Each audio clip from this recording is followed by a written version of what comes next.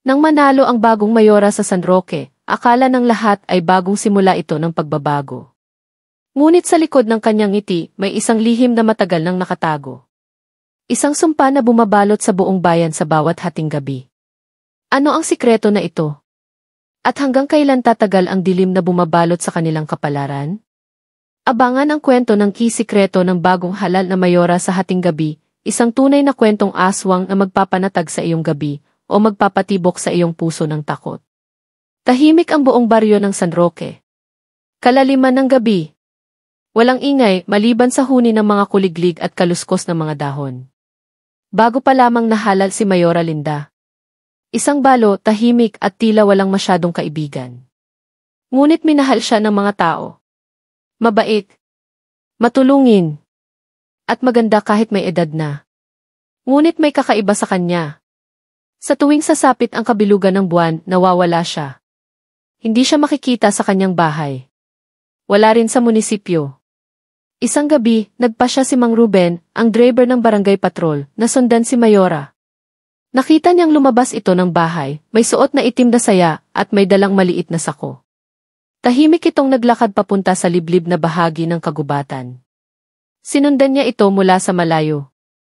Ramdam ni Mang Ruben ang lamig ng hangin. Tumatayo ang balahibo niya. May mabigat sa paligid. Hanggang makarating sila sa isang lumang balete. Doon, inilapag ni Mayora ang sako. Mabigat iyon at gumagalaw.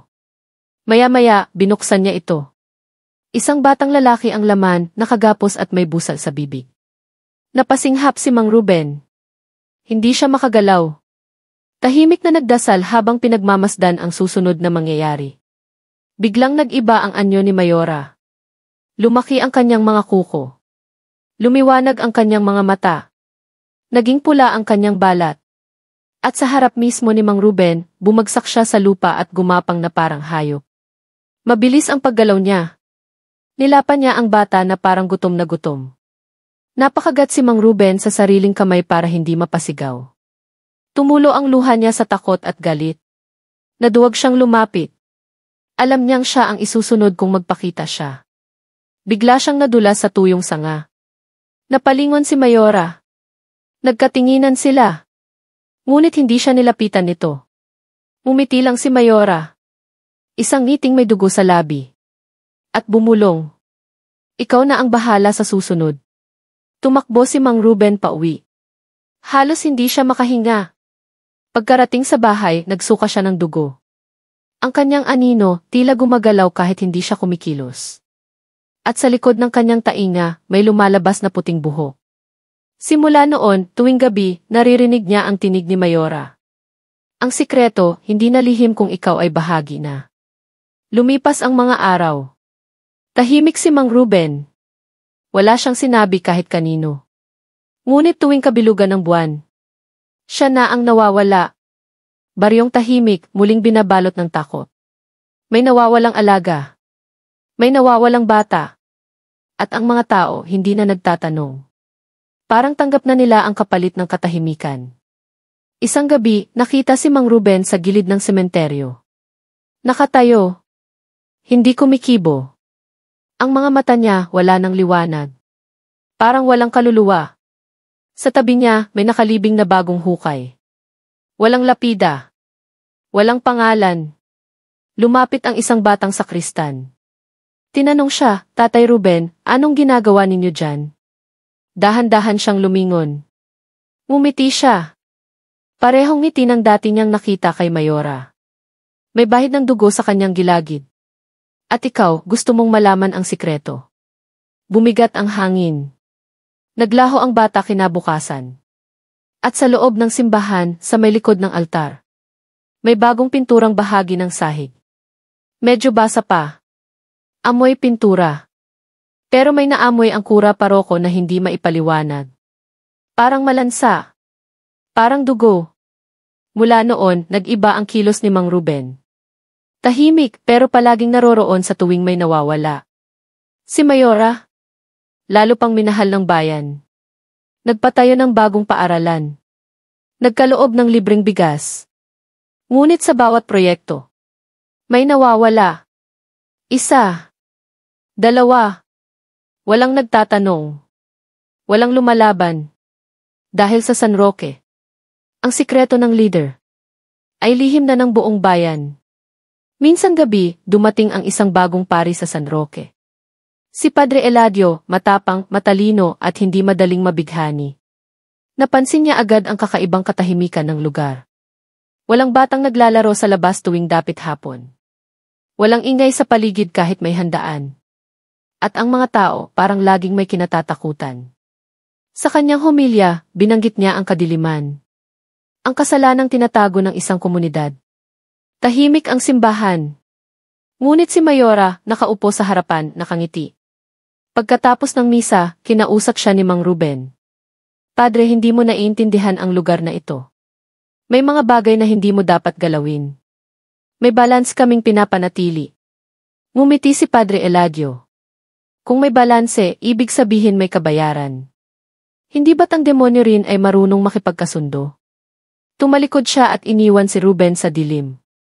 Kinagabihan, pumunta si Padre Eladio sa balete. Nagdasal siya ng malakas. Nagsaboy ng asin. Nagdala ng krusipihong pilak. Habang umaalon ang ulap sa langit, narinig niya ang yabag ng mga paa. Mabilis. Mabigat.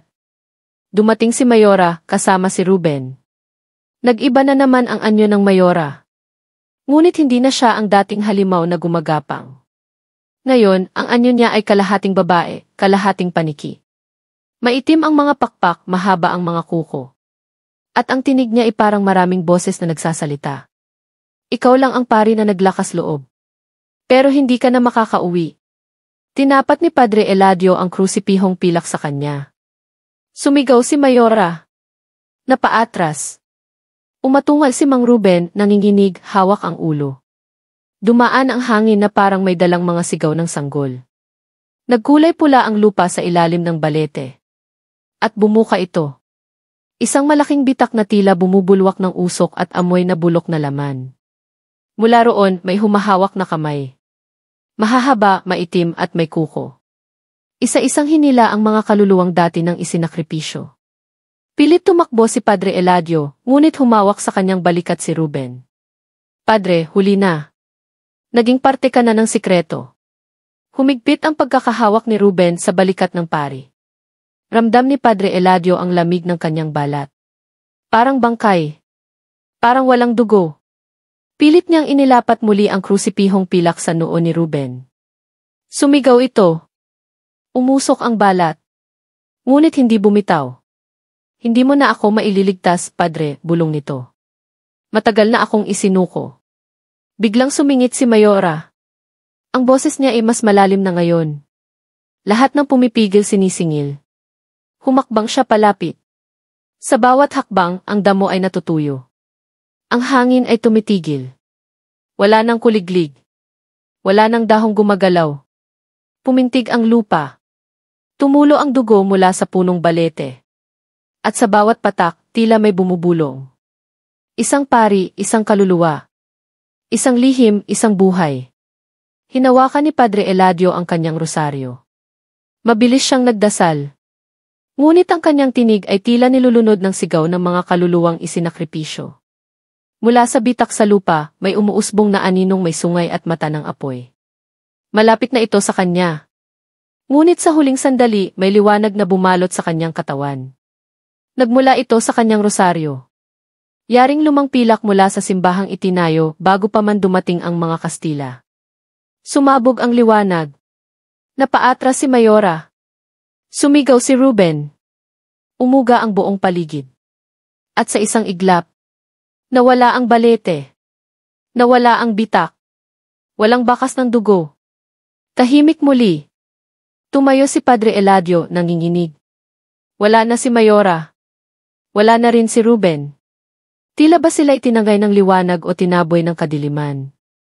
Ngunit kinabukasan, sa gitna ng plaza, may bagong tayong rebulto. Isang babae. Nakaitim. May hawak na sako. At sa paanan nito may nakaukit. Ang katahimikan ay may halaga. Humigpit ang pagkakahawak ni Ruben sa balikat ng pari. Ramdam ni Padre Eladio ang lamig ng kanyang balat. Parang bangkay. Parang walang dugo. Pilit niyang inilapat muli ang krusipihong pilak sa noo ni Ruben. Sumigaw ito. Umusok ang balat. Ngunit hindi bumitaw. Hindi mo na ako maililigtas, Padre, bulong nito. Matagal na akong isinuko. Biglang sumingit si Mayora. Ang boses niya ay mas malalim na ngayon. Lahat ng pumipigil sinisingil. Humakbang siya palapit. Sa bawat hakbang, ang damo ay natutuyo. Ang hangin ay tumitigil. Wala nang kuliglig. Wala nang dahong gumagalaw. Pumintig ang lupa. Tumulo ang dugo mula sa punong balete. At sa bawat patak, tila may bumubulong. Isang pari, isang kaluluwa. Isang lihim, isang buhay. Hinawakan ni Padre Eladio ang kanyang rosaryo. Mabilis siyang nagdasal. Ngunit ang kanyang tinig ay tila nilulunod ng sigaw ng mga kaluluwang isinakripisyo. Mula sa bitak sa lupa, may umuusbong na aninong may sungay at mata ng apoy. Malapit na ito sa kanya. Ngunit sa huling sandali, may liwanag na bumalot sa kanyang katawan. Nagmula ito sa kanyang rosaryo. Yaring lumang pilak mula sa simbahang itinayo bago pa man dumating ang mga Kastila. Sumabog ang liwanag. Napaatras si Mayora. Sumigaw si Ruben. Umuga ang buong paligid. At sa isang iglap, nawala ang balete. Nawala ang bitak. Walang bakas ng dugo. Tahimik muli. Tumayo si Padre Eladio nanginginig. Wala na si Mayora. Wala na rin si Ruben. Tila ba sila itinangay ng liwanag o tinaboy ng kadiliman? Ngunit kinabukasan, sa gitna ng plaza may bagong tayong rebulto. Isang babae. Nakaitim. May hawak na sako. At sa paanan nito may nakaukit. Ang katahimikan ay may halaga. Nagtipon ang mga tao sa plaza. Tahimik. Walang nagtatanong kung sino ang nagpatayo ng rebulto. Walang kumausap kung sino ang modelo nito. Ngunit alam ng lahat, siya iyon. Si Mayora. Ngiting palaging mabait. Ngunit may tagong halimaw sa likod ng mga mata. Si Padre Eladio hindi na muling nakita. Ang simbahan ay nanatiling nakatayo. Ngunit sarado na tuwing gabi. May mga bulong na lumalabas mula sa loob. Parang dasal pero baligtad ang mga salita. Ang kampana tumutunog kahit walang humihila. At tuwing kabilugan ng buwan, minsan may makikitang anino sa bintana ng kumbento. Isang lalaking nakasutana. May puting buhok sa gilid ng tainga. At mata na tila wala ng laman. Dumaan ang mga buwan. Bago ang eleksyon, may bagong kandidatong lumitaw. Isang babae, bata, mabait ang ngiti. Nagbibigay ng libreng bigas. Nagtatayo ng paaralan. At ang kanyang poster. May kakaibang anino sa likod. Parang may pakpak. Parang may sungay. At sa sulok ng plaza, may bagong ukit sa paanan ng rebulto. Ang sikreto ay namamana. Tahimik ang San Roque. Ngunit sa katahimikang iyon, may mga matang nagmamasid. At mga aninong naghihintay ng susunod na gabi. Sa bawat bahay may kandilang nakasindi tuwing gabi. Hindi para sa liwanag, kundi para itaboy ang dilim na hindi galing sa gabi. Ang mga matanda laging may asin sa bintana. Ang mga bata hindi na pinapalabas kahit umaga. Nagsimula nang maniwala ang buong bayan na ang tunay na kalaban ay hindi laging sumisigaw. Minsan nakangiti ito. Minsan nagpapalimos ng tulong. At minsan nakaupo sa pwesto ng kapangyarihan. Isang gabi habang umuulan, may batang umiiyak sa harap ng munisipyo. Basang-basa, nanginginig, walang kasama. Lumabas ang bagong kandidata, si Aleli. Maganda, mabait at may dalang payong. Lumuhod siya sa harap ng bata. Halika, anak. Huwag kang matakot. Ngumiti ang bata. Ngunit ang kanyang mata ay pula. At ang anino niya sa sahig. Hindi bata. Hindi tao. Lumapit ang payong ni Aleli. Dumaan ang liwanag ng kidlat. At sa isang iglap, pareho silang nawala.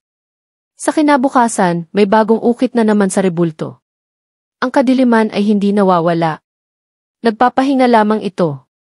At sa pinakatahimik na gabi ng taon, kapag lahat ay natutulog, May iisang tanong ang hangin na bumubulong sa tainga ng mga gising. Ikaw ba handa nang malaman ang sikreto? Sa mga unang nakakarinig, isang simpleng tanong lang ito. Parang alok. Parang paanyaya. Ngunit sa ikalawang ulit, ang tinig ay mas malapit. Parang galing sa ilalim ng kama. Sa ikatlong ulit, naririnig na ito kahit nakasara ang tainga. Mula sa isang tanong, nagiging utos. Alamin mo ang sikreto. At kapag hindi sumagot, may nawawala. Maaaring alaga. Maaaring anino.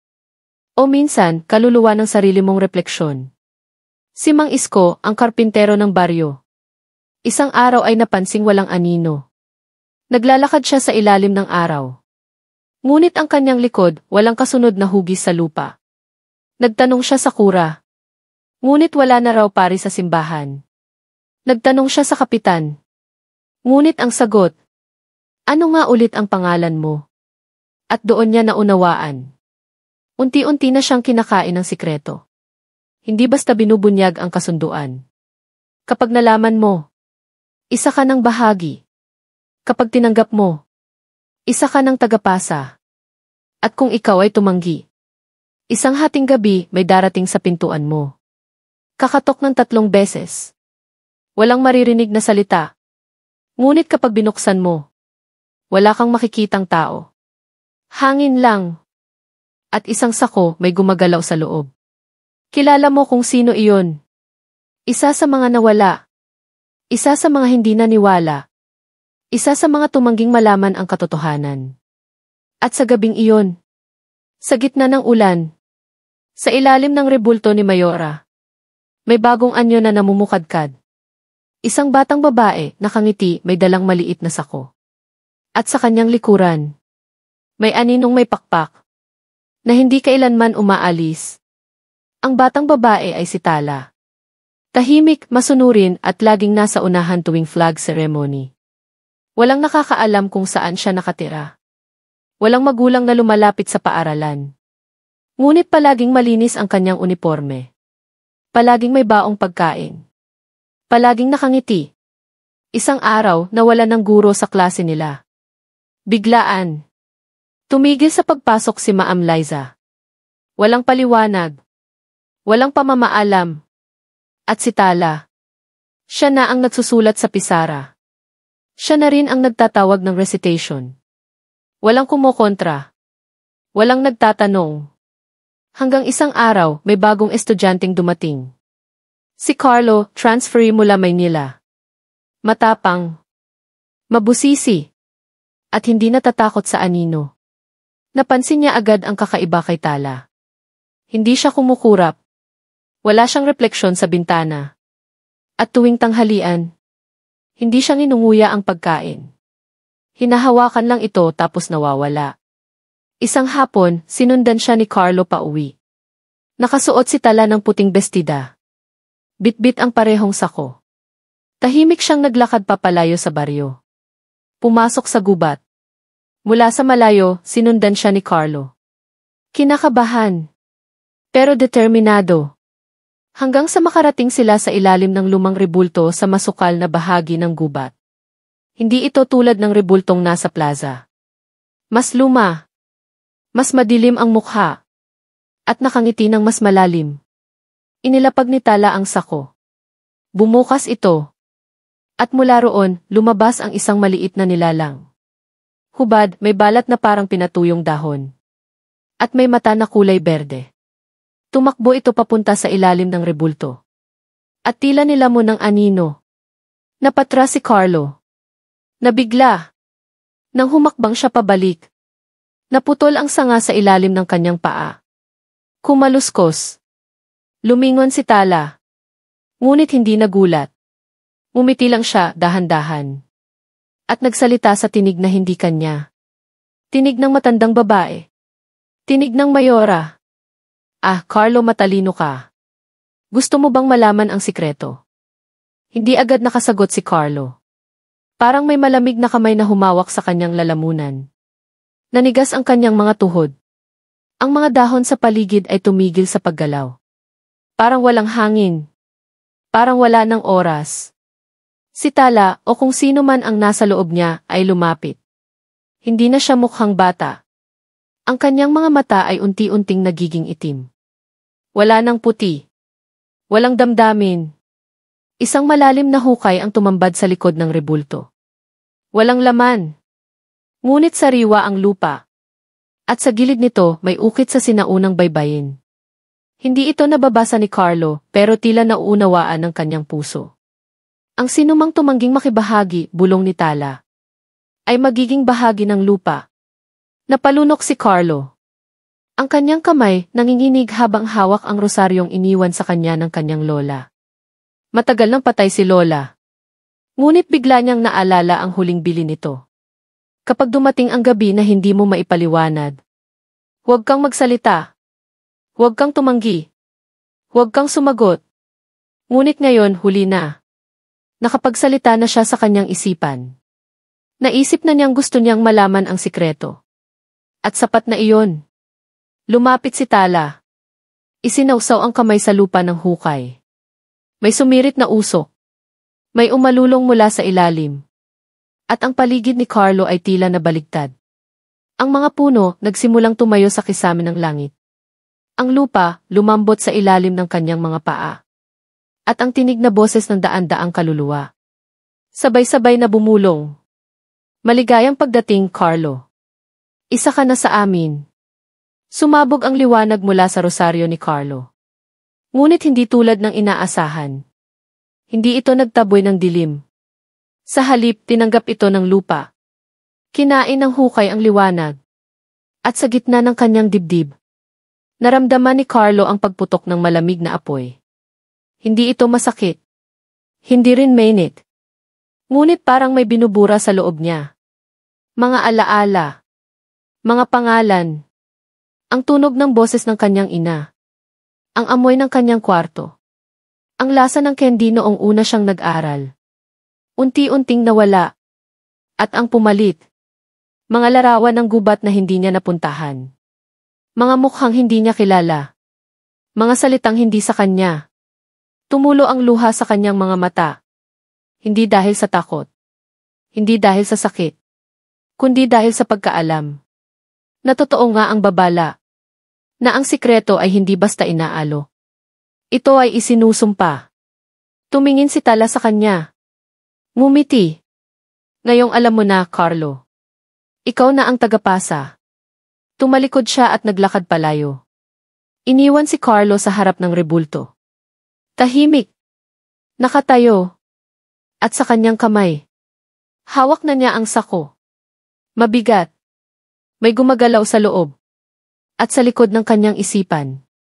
Isang tanong na unti-unti nang naging bahagi ng kanyang hininga. Ikaw ba handa ka na bang ipasa ang sikreto? Hindi makagalaw si Carlo. Nakaharap sa rebulto. Parang hinihintay ang susunod na hakbang. Sa ilalim ng buwan. Ang anino niya ay unti-unting humahaba. Humahaplo sa lupa. Parang tinatanggap ng madilim na mga ugat. Sa loob ng sako. May maliliit na yabag. At mahinang pag-iyak na nagmumula sa loob. Isa-isang sumisilip ang mga mata. Hindi tao. Hindi hayop. Mga kaluluwang nawawala. Sila ay nakatali sa dilim. At si Carlo. Ngayon ay hindi na lamang isang bata. Kundi isang bantay. Isang tagapag-ingat ng sikreto ng bayan. Isang bihag ng lihim na hanggang ngayon ay bumabalot sa San Roque. At habang ang mga bituin ay naglalaho sa dapit-hapon. Isang bagong hating gabi ang nagsisimula. Hindi para matapos. Kundi para muling magbukang liwayway ang mga kwento ng takot. Ng mga aninong hindi kailanman magpapahinga. At ng sikreto na naghihintay sa susunod na matapang.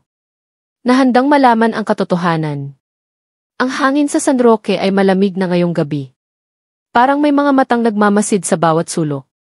Ang mga tao ay natutulog ng mahimbing. Ngunit ang mga anino ay gumagalaw ng walang ingay. Sa gitna ng plaza, nakatayo ang rebulto ni Mayora. Ngumingiti ng mapanlinlang. Sa ilalim nito, may isang maliit na papel na nakalagay. Hindi ito nakita ng kahit sino sa unang tingin. Nakasulat dito ang tatlong salita. Handa ka na ba? Sa isang bahay malapit sa simbahan, Isang pamilyang bago lang lumipat ay natutulog ng mahimbing. Ngunit sa oras ng hating gabi, may mga katok sa bintana. Hindi tao ang kumakatok. Malalamig na mga kuko na kumakapit sa kahoy. Ang boses na bumubulong ay pamilyar. Ngunit hindi nila maintindihan ang salita. Isa itong babala. At sa huli, ang sikreto ng bagong halal na mayora ay hindi nagtatapos sa isang kwento lamang. Ito ay isang sumpa na patuloy na isinusulat ng panahon. Hanggang sa may lumabas na magtatakas mula sa dilim. Ngunit hanggang ngayon, walang sinumang nakabalik mula sa mga nagtatangkang tumakas. Ang mga kwento tungkol sa mayora ay lumalaganap sa mga paligid. Minsan, sinasabi ng mga matatanda na siya ay hindi lamang isang tao. Isang nilalang na nagpapalit anyo upang patuloy na maghari. At sa bawat eleksyon, may bagong mukha na sumisilip. Ngunit ang mga mata ay laging malamlam. Parang walang kaluluwa. Sa gabi, kapag ang buwan ay nasa pinakamataas na posisyon, naririnig ang mga bulong mula sa mga punong balete. Mga kwento ng mga kaluluwang nawala. At ang huling babala ng bagong mayora. Ang lihim ay hindi dapat tuklasin. Ngunit kapag nabuksan, hindi na ito isasara. At sa mga nagmamasid, sa mga nagtatangkang alamin ang katotohanan, isang tanong ang bumabalik. Sino ang susunod na magdadala ng sako? Ang gabi ay tila lumalamig ng husto. Sa kabila ng katahimikan, naririnig ang mga hakbang na dahan-dahan lumalapit mula sa madilim na sulok. Hindi tao ang mga yapak na iyon. Parang mga nilalang na naglalakad sa pagitan ng mundo ng buhay at kamatayan. Sa gitna ng plaza, si Tala ay muling nagpakita. Ngunit ngayon, hindi na siya bata.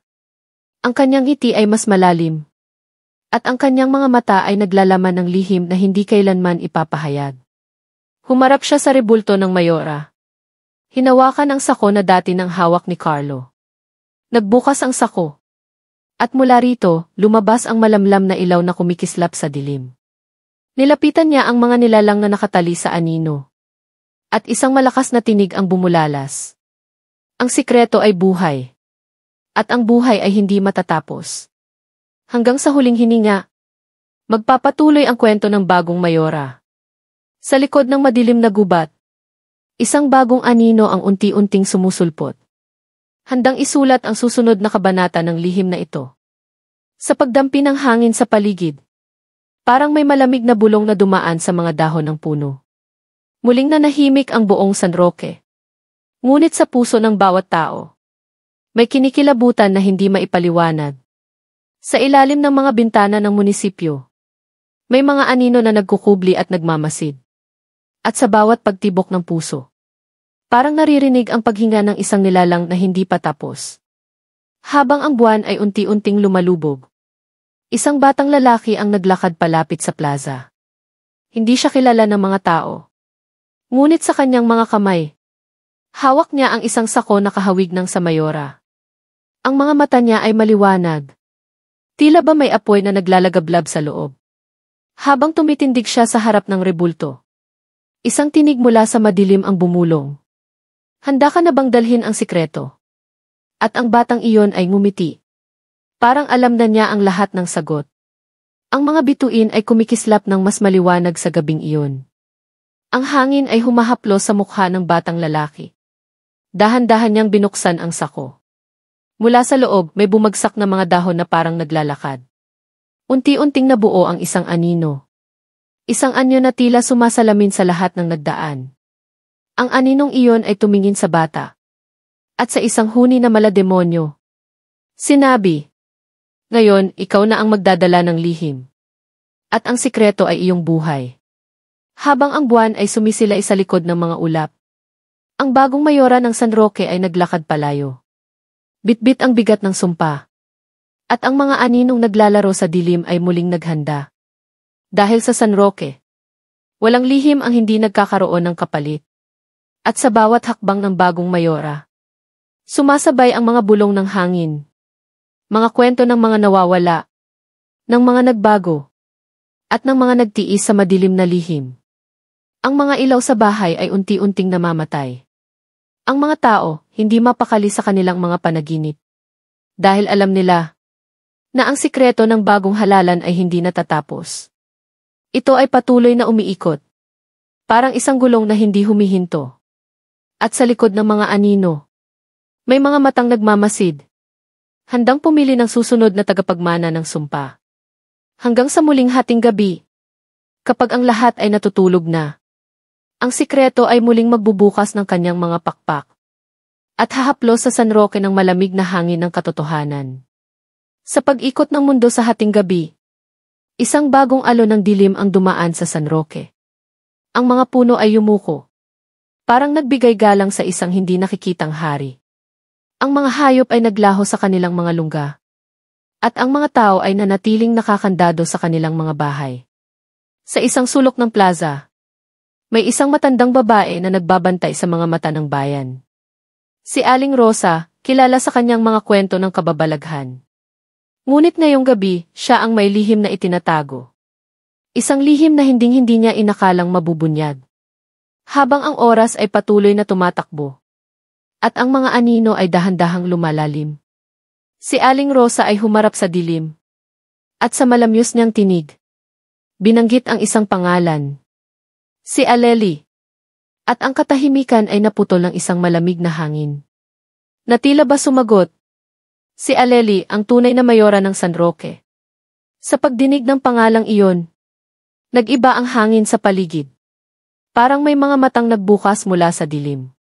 Si Aling Rosa ay tumigil sa kanyang pagsasalita. At naramdaman ang isang malamig na paghaplos sa kanyang balikat. Hindi siya lumingon. Ngunit alam niyang naroon ang isang presensya. Isang nilalang na matagal nang nagbabantay sa mga lihim ng bayan. Hindi sapat ang makilala siya, wika ng tinig. Kailangan mong maintindihan ang puso ng sikreto. Tumayo si Aling Rosa. At sa kanyang dibdib, bumilis ang tibok ng puso. Sa isang iglap, ang paligid ay nag-iba. Nasa gitna na siya ng gubat. Sa ilalim ng mga punong may mga matang nanlilisik. At sa gitna ng madilim na gubat, isang anino ang lumitaw, na may anyong hindi matukoy. Ngunit may mga matang naglalagablab. Si Aleli ang mayora. Nag-aabang sa susunod na hakbang ng kwento. Si Aling Rosa ay napahinto sa gitna ng gubat. Ang malamig na hangin ay sumalubong sa kanyang mukha. Parang mga kamay na humahaplos at nagbabantay. Nakaramdam siya ng kakaibang bigat sa kanyang dibdib. Na tila ba may bumibigat na pangakong hindi mababasag. Tumakbo ang kanyang isip sa mga alaala ng San Roque. Mga kwento ng mga nagdaan. Ngunit ang lahat ay tila nagiging malabo at nagiging bahagi na ng dilim. Lumapit ang anino ni Aleli. At sa kanyang mga labi may ngiting malamig na hindi maipaliwanag. Ang sikreto ay hindi basta lihim, wika nito. Isa itong sumpa, isang tungkulin. Isang bagay na dapat ipasa mula sa isang puso patungo sa isa pa. Napailing si Aling Rosa. Alam niyang hindi siya basta-basta makakabalik sa dati. Dahil ang puso niya ay ngayon bahagi na ng lihim ng San Roque. Isang lihim na hindi kailanman magmamaliw. Ang gabi ay unti-unting lumalim. Ang mga bituin ay naglaho sa likod ng makapal na ulap. Si Aling Rosa ay nakatayo pa rin sa gitna ng gubat. Hawak ang kanyang puso na tila ba mabigat sa kabila ng kanyang paghinga. Naramdaman niya ang malamig na hangin na bumalot sa kanya. Parang yakap ng isang hindi nakikitang kamay. Ngayon, bulong ng anino ni Aleli. Ikaw ang tagapangalaga ng sikreto. Isang bagong kabanata ang nagsimula. Hindi na siya lamang tagapagsalaysay ng mga kwento, kundi isang bahagi ng sumpa na patuloy na lumalago sa ilalim ng mga anino. Habang siya ay naglakad palabas ng gubat, narinig niya ang mga yapak ng mga nilalang na sumusunod. Mga matang walang kibo. At isang tinig na nagbabantang bumabalik. Hindi mo matatakas ang tadhana mo. Si Aling Rosa ay bumilis ng lakad. Ngunit sa bawat hakbang, naririnig niya ang pagdikit ng mga kuko sa likod niya. Ang mga anino ay sumusunod. Parang mga multo ng nakaraan, na hindi kailanman nagpaalam. Nang makarating siya sa dulo ng gubat, lumawak ang liwanag ng buwan. At isang malamlam na ngiti ang sumalubong sa kanya. Hindi mo kailanman iiwan ang sikreto, sabi ng tinig. Hinding-hindi. Sa likod niya, naramdaman ni Aling Rosa ang malamig na hininga, na parang hangin mula sa hukay ng lupa. At sa sandaling iyon, naintindihan niya. Ang sikreto ng bagong mayora ay isang sumpa na walang katapusan. Isang kwento na paulit-ulit na isinusulat ng mga kaluluwa ng San Roque. At habang ang hating gabi ay naglalakbay patungo sa unang liwanag, si Aling Rosa ay napadpad sa plaza ng San Roque. Dito, ang rebulto ni Aleli ay tahimik na nakamasid. Hindi na siya bata. Ngunit ang kanyang mga mata ay puno ng mga kwento. Mga kwento ng takot, pag-asa at sumpa. Tahimik niyang inilagay ang sako sa paanan ng rebulto, na para bang ipinapasa ang bigat ng lihim. Isang malamig na simoy ang dumaan, at ang mga anino sa paligid ay nagtipon. Parang naghahanda para sa susunod na yugto. Si Aling Rosa ay napatingin sa buwan. At sa puso niya, naramdaman niya ang isang pangakong hindi niya matatalikuran. Na ang sikreto ay buhay. At kailanman ay hindi mamamatay. Sa pagbukas ng mga mata ni Aling Rosa, narinig niya ang mga boses ng mga tao sa malayo. Ang bayan ng San Roque ay unti-unting gumigising. Ngunit sa kanyang puso, may mabigat na tungkulin na kailangang dalhin. Hindi ito isang kwento lamang na maikukwento. Ito ay isang buhay na sumpa. Isang misteryong walang katapusan. At sa bawat hininga niya, alam niyang ang gabi ay babalik muli. At sa likod ng bawat anino, ang sikreto ng bagong mayora ay patuloy na maghahanap ng bagong tagapagmana. Handa na ba ang San Roque? Handa na ba ang mga susunod na henerasyon? Dahil ang dilim ay hindi kailanman mawawala. Ito ay mananatili. Hanggang sa huling hininga ng bayan. Ang mga tao sa San Roque ay nagpatuloy sa kanilang araw-araw na buhay. Ngunit sa kanilang mga mata may pag-aalinlangan. Ang mga kwento tungkol sa bagong mayora ay naging bahagi na ng kanilang mga paniniwala. Isang babala na palaging bumabalot sa gabi. At sa bawat hating gabi, maririnig mo ang mga mahihinang bulong. Mga boses ng mga nawawalang kaluluwa na nagsisikap magpahatid ng isang mensahe.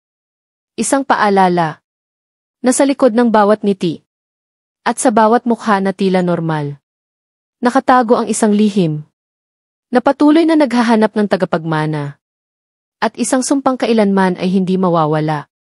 At sa paglipas ng panahon, ang bayan ng San Roque ay nanatiling tahimik.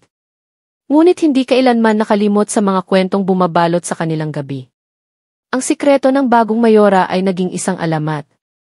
Isang babala at paalala sa lahat ng mga taong nagmamalasakit sa kanilang tahanan. At kahit na lumipas ang mga taon, may mga matang nagbabantay sa dilim.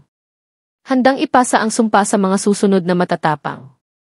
Sa huli, ang tunay na lakas ng bayan ay hindi lamang sa mga lider nito, kundi sa mga puso ng mga tao, na kahit anong dilim ang dumaan, ay patuloy na nagsisikap na ilawan ang kanilang daan.